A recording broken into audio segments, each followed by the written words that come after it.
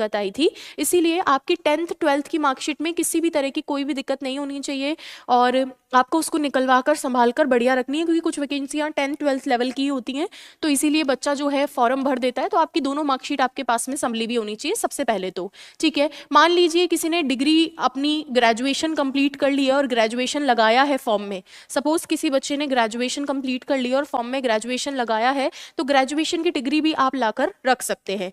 ये दो तो बेसिक चीजें हैं जो आपको पता होनी चाहिए। अब काफी सारे बच्चों को पता नहीं होता है, जो मैं तीसरी चीज बता रही हूँ, और जो इंपॉर्टेंट चीज होती है वो होता है कैरेक्टर सर्टिफिकेट। अब आप बोलोगे कैरेक्टर सर्टिफिकेट कहाँ से मिलेगा? कैरेक्टर सर्टिफिकेट जो आपने लास्ट क्वालिफिकेशन आपके पास है वहां से आपको कैरेक्टर सर्टिफिकेट लाकर अभी से रख लेना चाहिए। सर कैरेक्टर सर्टिफिकेट होता है चरित्र प्रमाण पत्र।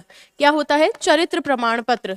चरित्र प्रमाण पत्र मैं आपको बताऊं, जो 12th क्लास होते हैं उनको उनका चरित्र प्रमाण पत्र स्कूल से मिलता है, स्कूल वाले देते हैं, या तो आपके पास होगा, आपकी मार्कशीट के साथ में आप लोग लेकर आए होंगे। तो जिन भी बच्चों के पास उनका चरित्र प्रमाण पत्र नहीं है, मस्ट हैव इट, ये आपको रखना ही चाहिए। चरित्र प्रमाण पत्र मैंने जो भी डीवी करवाए हैं अब तक, जिस भी एग्जाम के, कम से कम मैं 4 डीवी करवा चुकी हूँ, तो मैंने जिस भी एग्जाम का डीवी करवाया है सभी एग्जाम में मुझसे जो है चरित्र प्रमाण पत्र मांगा गया था। अगर आपने ग्रेजुएशन कर ली है तो आप अपनी जिस कॉलेज से आपने ग्रेजुएशन किया है उस कॉलेज का चरित्र प्रमाण पत्र लाएं, या फिर आपने जिस स्कूल से किया है स्कूलिंग वहां से चरित्र प्रमाण पत्र। अब आप ये बोलेंगे कि हमें दे देंगे क्या? 100% देंगे। आप बोल देना सर मेरा एग्जाम मतलब किसी में जॉब लग रहा है उसके रेफरेंस में मुझे चाहिए, उनको कोई इशू नहीं है, ये लेकर आना है। स्कूल वाला है, कॉलेज से भी लाना पड़ सकता है, क्योंकि मैंने जब पटवार का डीवी करवाया था तो पटवार में हमसे ग्रेजुएशन वाला ही मांगा था और मैंने ग्रेजुएशन वाला ही लगाया था। तो आप ले आइए प्लीज, है ना। तो 3 चीजें, पहली क्या क्या? 10th 12th की मार्कशीट संभाल लो, ग्रेजुएशन कर ली है, अगर डिग्री आ गई है, क्योंकि डिग्री सेम टाइम तो आती नहीं है, अगर डिग्री आ गई है तो डिग्री ले आइए, और कैरेक्टर सर्टिफिकेट यानी चरित्र प्रमाण पत्र जो है, अपना चरित्र प्रमाण पत्र भी जरूर लाकर रख लीजिए। ये मेन बात हो गई। इसके बाद में अब हम बात करते हैं कुछ एडिशनल डिग्रीज की। कुछ बच्चे जो है फॉर्म में RACIT लगाते हैं, तो RACIT वाले बच्चों से मेरे को कहना है, RACIT जिन्होंने भी किया है, RACIT अगर आपने लगाया तो उसका आपका जो सर्टिफिकेट होता है वो संभाल के रखें, लर्नर कोड होता है वो संभाल कर रखें। एक और चीज, ये जितने भी आपके डॉक्यूमेंट्स हैं, इन डॉक्यूमेंट्स के अंदर किसी के नाम में दिक्कत हो, नाम में दिक्कत अक्सर बच्चों की होती है, पिताजी के नाम में I की जगह E हो गया, पिताजी के नाम में Y की जगह E हो गया, ये देखने में मिलती है। 10th की जो मार्कशीट होती है वो ही हमेशा आपका डॉक्यूमेंट्स का बेस होता है। क्लास 10th की जो मार्कशीट होती है वो हमेशा आपका बेस होता है। तो क्लास 10th की मार्कशीट में जो लिखा है वही हमारा लास्ट तक काम में आता है। मान लीजिए किसी बच्चे के RACIT में, जैसे मान लीजिए मेरे RACIT के अंदर नाम में थोड़ा सा इशू था, फादर के नेम में जो है एक स्पेलिंग में एरर थी, तो वो मैंने एफिडेविट बनवा लिया था, शपथ पत्र बनवा लिया था। शपथ पत्र बन जाता है, उसको अभी बनवाने की जरूरत नहीं है, शपथ पत्र अभी नहीं बनवाना है, वो लास्ट में ही बनता है। कब बनता है? लास्ट में ही बन जाएगा। जब डीवी करवाने जाते हो वहां बाहर लोग बैठे रहते हैं, वो आराम से आपको एक्सप्लेन कर देते हैं, वहां 100-200 रुपए लगते हैं और शपथ पत्र बना देते हैं। तो 2-3 चीजें हैं जो आपकी डिग्रीज हैं, 10th 12th की मार्कशीट, डिग्री, कैरेक्टर सर्टिफिकेट्स और RACIT वाला। अब इसके बाद में बात करते हैं कुछ एडिशनल डॉक्यूमेंट्स की जिनकी जरूरत होती है और साथ में रखनी है। सबसे पहली बात होती है आपकी, जो आपको सबसे पहले रखना है, अपना आधार कार्ड को अपडेट। आधार कार्ड आपको चाहिए एकदम अपडेटेड।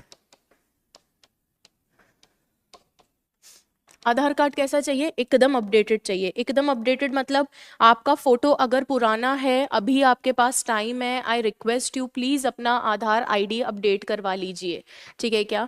आप अपना आधार कार्ड जो है उसको अपडेट करवा लीजिए। मैं देखती हूँ चुन्नू सा फोटो लगा हुआ होता है, छोटे बच्चे वाला, छोटे बच्चा वाला जो हमारा बचपन का क्यूट सा फोटो होता है, उस फोटो को प्लीज रिप्लेस करवा लीजिए। ये मैंने कुछ कुछ के साथ में देखा है, सबके साथ ये इशू नहीं आता है। कुछ की शक्ल बदल जाती है, बचपन में कुछ और लगती है, बड़े होने के बाद में कुछ और लगती है। तो प्लीज आप चाहे तो अपना आधार कार्ड अपडेट करवा लीजिए। बाद में फिर बहुत सारी चीजें मैं बताऊंगी आगे भी वीडियो में कि और क्या क्या डॉक्यूमेंट्स उस वक्त बनाने होंगे, तब बहुत सारी चीजें रहती है, आदमी डील नहीं कर पाता है। आधार कार्ड को अपडेट करवा लीजिए। आधार कार्ड में आपकी जन्म दिनांक का होना बहुत जरूरी है। आधार कार्ड में अगर आपकी जन्म दिनांक नहीं है तो दिक्कत है। आधार कार्ड में आपकी फोटो अपडेटेड होना बहुत जरूरी है। अरे लेटेस्ट आधार कार्ड में बहुत सारे अपडेट्स आए, तो उनको प्लीज अपने आधार कार्ड में अपडेशन देख लीजिए। सेकंड होता है आपका जाति प्रमाण पत्र। मान लीजिए जाति प्रमाण पत्र, देखो जनरल वाले स्टूडेंट्स को कोई जाति प्रमाण पत्र नहीं रखना होता है, लेकिन जो रिजर्व्ड कैटेगरी वाले स्टूडेंट्स होते हैं, suppose if you comes from EWS category, if you come from EWS category और OBC कैटेगरी और SC कैटेगरी और ST कैटेगरी और MBC कैटेगरी, जो भी आपकी कैटेगरी है उसका अगर आप रिजर्वेशन ले रहे हो, इंक्लूडिंग अगर कोई मान लीजिए हैंडीकैप्ड वाला रिजर्वेशन ले रहा है, डिसेबल्ड वाला डिसेबिलिटी का ले रहा है, या मान लीजिए कोई विडो वाला ले रहा है, तो जो भी जिस भी चीज़ का आप रिजर्वेशन ले रहे हो उसका आपका सर्टिफिकेट होना चाहिए। ठीक है, सर्टिफिकेट होना ही नहीं, अपडेटेड सर्टिफिकेट होना चाहिए, specially in terms of caste certificate. अब काफ़ी बच्चों का ये डाउट रहता है कि कास्ट सर्टिफिकेट कितना पुराना चल सकता है। देखो कोशिश करो, अगर आपका साल 1.5 साल से पुराना हो गया है तो अपडेट ही करवा लो, मेरी मानो तो। साल 1.5 साल से पुराना हो गया है तो उसको अपडेट करवा लो, कोई दिक्कत नहीं है। अब कुछ बच्चों को ये दिक्कत आती है, मैम वहाँ दिक्कत तो नहीं आएगी, हमने फॉर्म भरने के टाइम पे जो जाति प्रमाण पत्र लगाया था और अब DV करवाएंगे उसमें अपडेटेड आ जाएगा, तो कोई दिक्कत तो नहीं आएगी, कोई इशू नहीं आएगी। बस एक चीज़ का ध्यान रखना, फॉर्म भरवाते समय जब आपने अपना फॉर्म फिल इन किया था, जिस जाति से आपने अपना फॉर्म फिल इन किया था, जिस चीज़ का रिजर्वेशन लेते हुए आपने फॉर्म फिल इन किया था, वो आपका उस वक्त बन चुका होना चाहिए। अदरवाइज आपको एफिडेविट देना पड़ता है, और वरना तो नहीं देना होगा। अगर आपके पास उस वक्त था तो बना हुआ, आप उसको अपडेट करवा लीजिए, अपडेटेड रख लीजिए, कोई इशू नहीं है। सेम सभी बच्चों के पास में जो है उनका मूल निवास प्रमाण पत्र होना चाहिए। क्या होना चाहिए? मूल निवास होना चाहिए। मूल निवास प्रमाण पत्र, जिसको आप डोमिसाइल सर्टिफिकेट बोलते हैं, मूल निवास प्रमाण पत्र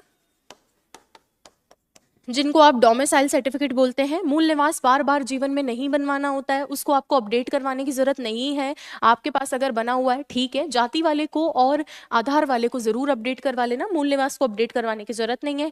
क्लास 10th की मार्कशीट में किसी तरह की कोई छेड़छाड़ ना करे, है ना, वो मार्कशीट आपके लिए सबसे ज़्यादा इंपॉर्टेंट है। ठीक है क्या? और भी मैंने डॉक्यूमेंट्स लिख रखे हैं, मैं आपको बताती चलूंगी साथ में। हाँ जी, हाँ, एक और जो इम्पॉर्टेंट चीज़ आपको ध्यान में रखनी है वो है application form and admit card. Application form and admit card, I hope आपने अपना application form and admit card संभाल के रखा है सभी बच्चों ने।